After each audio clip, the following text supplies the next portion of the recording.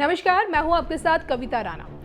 कारगिल युद्ध में इतनी गाथाएं लिखी गई हैं कि इसको भुलाना तो ओझल होने से मन घबराने लगता है। लेकिन जैसे ही कारगिल की कहानियां दिमाग में तैरने लगती हैं तो शरीर का ताप बढ़ जाता है और धड़कनें तेज हो जाती हैं, सीना अपने आप फूलने लगता है और हाथ मूंछों को ताव देने लगता है, क्योंकि भारत के रणबांकुरों ने कारगिल के युद्ध के मैदान में यही किया था और दुश्मन के छक्के छुड़ा दिए थे। हाफते कांपती दुश्मन की सेना भारतीय जमीन को छोड़ जान बचाती फिर रही थी और अंततः भाग खड़ी हुई। आज हम ऐसे ही एक जाबाज दिगेंद्र की बात करेंगे। जी हाँ, ये तो आप जानते ही हैं कि कारगिल विजय दिवस 26 जुलाई 2021 को 22 साल पूरे हो रहे हैं। अब पाकिस्तान ने साल 1999 में धोखे से भारत के कुछ चोटियों पर अपना कब्जा कर लिया था, लेकिन इस पर अपना नियंत्रण पाना भारतीय सेना के लिए इतना आसान नहीं था।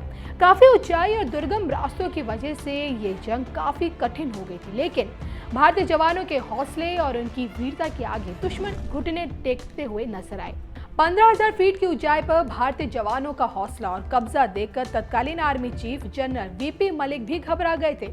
जानकारी के मुताबिक तोलोलिंग पर कब्जा करने के 3 असफल प्रयासों के बाद द्रास में 2 जून 1999 को सैनिक दरबार लगा। तब जनरल मलिक ने एक सेना की टुकड़ी से तोलोलिंग की पहाड़ी के बारे में पूछा और सवाल किया कि इसे कैसे आजाद कराया जा सकता है। तब अपने जनरल को जवाब देते हुए नायक दिगेंद्र ने कहा था कि मेरे पास एक योजना है जिससे हम दुश्मन के छक्के छुड़ा सकते हैं और जीत सकते हैं। आप जानते होंगे कि 2 महीने तक लड़ी गई कारगिल की लड़ाई के दौरान पहली जीत नायक दिगेंद्र कुमार ने ही दिलवाई थी। जी हाँ, कारगिल की लड़ाई के दौरान अपनी जमीन वापस पाने के लिए भारतीय सेना ने जो ऑपरेशन शुरू किया था उसका नाम था ऑपरेशन विजय और कमान मिली 2 राजपूताना राइफल्स को। कमान मिलते ही 2 राजपूताना राइफल्स का एक बड़ा दल तोलोलिंग की तरफ बढ़ गया और उसकी अगुवाई कर रहे थे मेजर विवेक गुप्ता और इसी दल में शामिल तैनाई दिगेंद्र कुमार। करीब 14 घंटे तक चट्टानों पर खड़ी चढ़ाई के बाद ये दल तोलोलिंग के पास पहुंचा, लेकिन वहां पर पाकिस्तानी घुसपैठियों ने पहले से ही 11 बंकर बना रखे थे। जैसे ही दल आगे बढ़ा तो पाकिस्तानी सैनिकों की तरफ से भीषण गोलीबारी शुरू हो गई।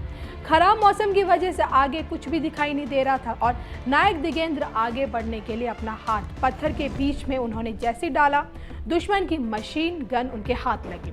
खुशी से झूम उठे दिगेंद्र ने एक ग्रेनेड निकालकर बंकर के अंदर फेंका और जिससे पहला बंकर पूरी तरह से नष्ट हो गया। उसके बाद सामने घात लगाए बैठा दुश्मन सतर्क हो गया।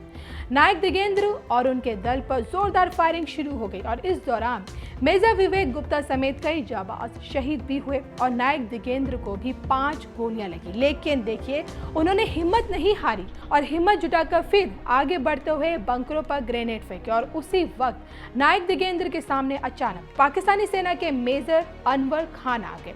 जैसे ही मेजर खान से आमना सामना हुआ, नायक दिगेंद्र कुमार ने फौरन छलांग लगा दी और उसे पकड़ लिया और फिर अपने डीगल से अनवर की गर्दन काट दी।